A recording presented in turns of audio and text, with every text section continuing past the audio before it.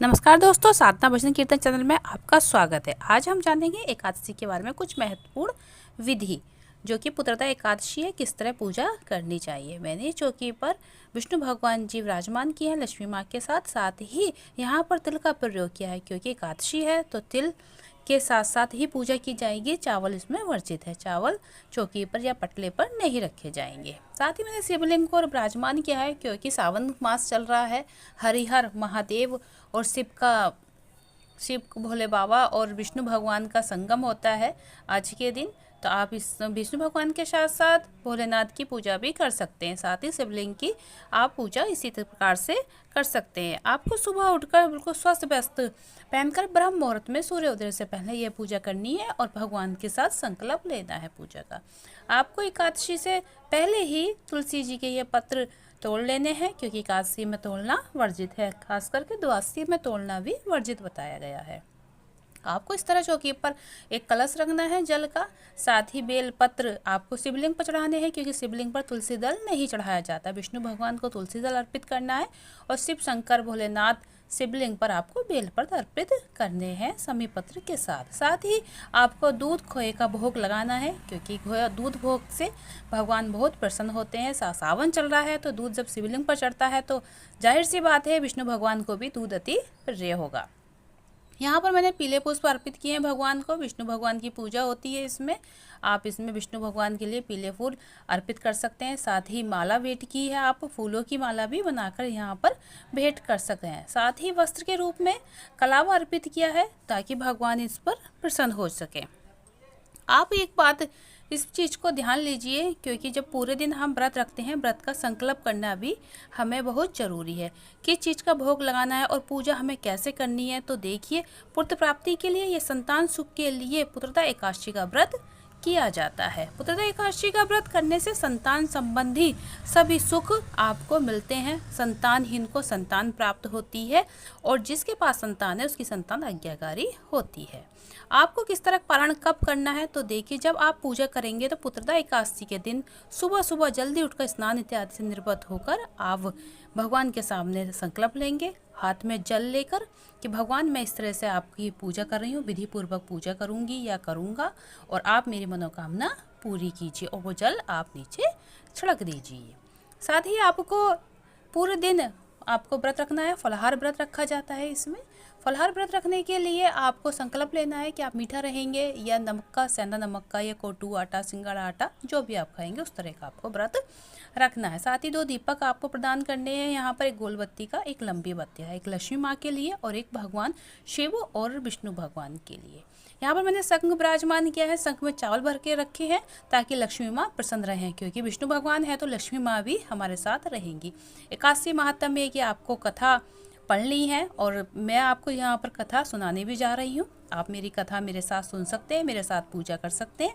ध्यान दे दीजिए, अगर आप चौकी लगाने में असमर्थ हैं तो जहाँ आपका मंदिर है आप वहाँ भी विष्णु भगवान की पूजा कर सकते हैं। यहाँ पर मेरे छोटे से भगवान मूर्ति में भगवान विष्णु विराजमान है। यहाँ पर मैंने इनका टीका लगा दिया है और केला रख दिया है, फल रख दिया है, यहाँ पर उनका जल रख दिया है, दीपक जला दिए हैं। यहाँ मन के भाव से आप इस तरह भी पूजा कर सकते हैं। यदि आप जल्दीबाजी में स्कूल जाते हैं या पढ़ाते हैं या और कोई भी आप जॉब करते हैं, तो आप इस तरह साधारण रूप से मंदिर में भी पूजा कर सकते हैं, क्योंकि भगवान को भाव ही सब प्रथम जरूरी होते हैं।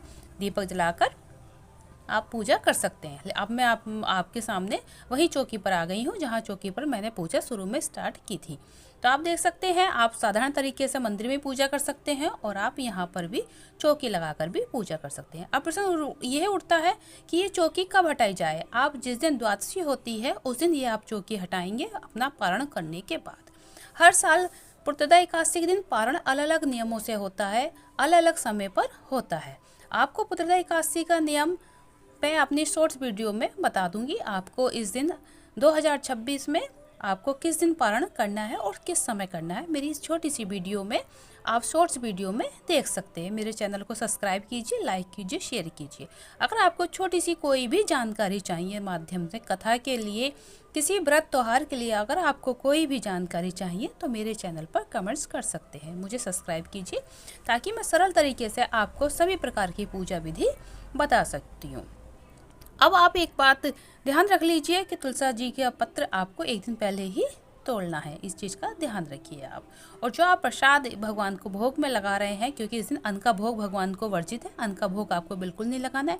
जो आपने फल का भोग लगाया वो शाम को आरती करने के बाद अपने परिवार में बांट सकते हैं, आप खुद भी खा सकते हैं। दूसरे दिन आपको इसमें अन्न का दान करना है। द्वादशी में जब पारण किया जाता है तो आपको अन्न का दान सर्वश्रेष्ठ बताया गया है, लेकिन जिस दिन व्रत है आपको उस दिन ज़रूरतमंदों को आपको दान करना है, फलाहार चीज़ें दान करनी है। खास साथ ध्यान रखना है, आपको गाय को चारा जरूर खिलाना है, हरा चारा गाय को जरूर खिलाना है, क्योंकि पुत्रदा एकादशी है। गाय के अंदर 33 करोड़ देवी देवताओं का वास होता है, तो इसलिए आपको गाय को चारा खिलाना सर्वश्रेष्ठ बताया गया है। संतानहीन को संतान भी मिलती है, और जिनके पास संतान है वो अपनी पुत्र को के लिए लंबी उम्र के लिए कामना करते हैं। भगवान से आप इस तरह से पूजा विधि करने के बाद आप प्रार्थना कीजिए, भगवान मैं आपका व्रत रह रहा हूँ, मेरी मनोकामना पूरी कीजिए। मैं अज्ञानी हूँ और आपका नाम लेना जानता हूँ या जानती हूँ, जो कुछ भी मैंने किया है आप मेरा ध्यान रखिए। तो इस तरह मैंने आपको सरल पूजा विधि बताई है, आप ध्यान रखिए। जो मंदिर में कलश रखा है उसका क्या करें, उसे आपको सूर्यदेव को अर्घ्य दे देना है। सुबह की कथा करने के बाद भगवान की व्रत पूजा जो महात्म्य एकादशी का वो करने के बाद आपको सूर्यदेव को अर्घ्य दे देना है। साथ ही आपको फिर से इसमें जल भर कर रख देना है, जो कि द्वादशी में आपको तुलसी जी के आगे जो आपके पास क्यारियों क्या तुलसी जी में नहीं देना है, लेकिन क्यारी जो होती है या और कोई गमला होता है उसमें आप ये जल दे सकते हैं, क्योंकि बासी जल हो जाता है तो सूर्यदेव को बासी जल भी नहीं दे सकता। आप किसी भी पौधे में यह जल दे सकते हैं। खास करके आप ध्यान रखिए, खास करके आप ध्यान रखना है, जिस तरह आपको व्रत करने का फल मिलता है उसी तरह पारण का भी फल मिलता है। अब मैं आपको कथा सुनाने जा रही हूँ, आप ध्यान से सुनिए। पुत्रदा एकादशी श्रावण मास की शुक्ल पक्ष की एकादशी कही जाती है। श्री कृष्ण जी बोले, हे युधिष्ठिर, श्रावण शुक्ल पक्ष की एकादशी का नाम पुत्रदा है। यह पुत्र की इच्छा पूर्ण करने वाली है, इस कारण इसका नाम पुत्रदा प्रसिद्ध हुआ। इसमें गौ माता का पूजन करना चाहिए। इसके महात्म्य की कथा ऐसे है। एक महेश्मती नगरी थी, उसमें महाजीत नाम का राजा राज्य करता था। वह बड़ा धर्मात्मा किंतु पुत्रहीन था। उपाय बहुत किए लेकिन उसके कोई संतान नहीं हुई। दिल से कांटा निकल नहीं पा रहा था। राजा को शोक युद्ध देखकर मंत्रियों को बहुत दुख हुआ और वह लोमस ऋषि की शरण में गए। ऋषि को दंड प्राप्त किया, विनय करके बोले, ऋषि मुनि, हमारे राजा के कोई संतान नहीं है, जिसके कारण वह अति दुखी रहते हैं। आप कृपा करके कोई उपाय बतलाइए जिससे उनके घर में कुल दीपक का प्रकाश हो जाए। मुनि ने दिव्य दृष्टि से राजा के पूर्व जन्म का कर्म देखकर कहा, तुम्हारा राजा पिछले जन्म में महाकंगाल और कुकर्मी था। एक दिन घूमते घूमते उसे प्यास लगी, वह जलाशय पर पानी पीने लगा। वहां एक प्यासी गर्भवती गौ जल पीने आई।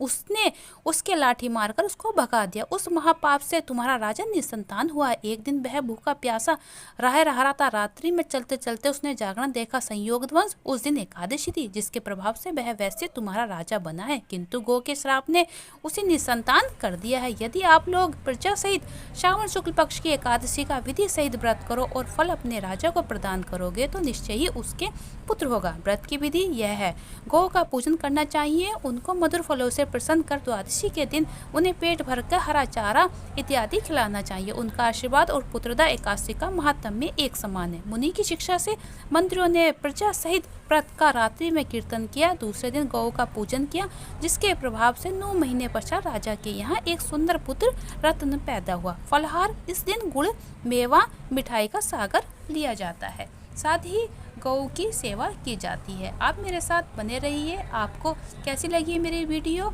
आशा करती हूँ अच्छी लगी होगी। हर हर महादेव।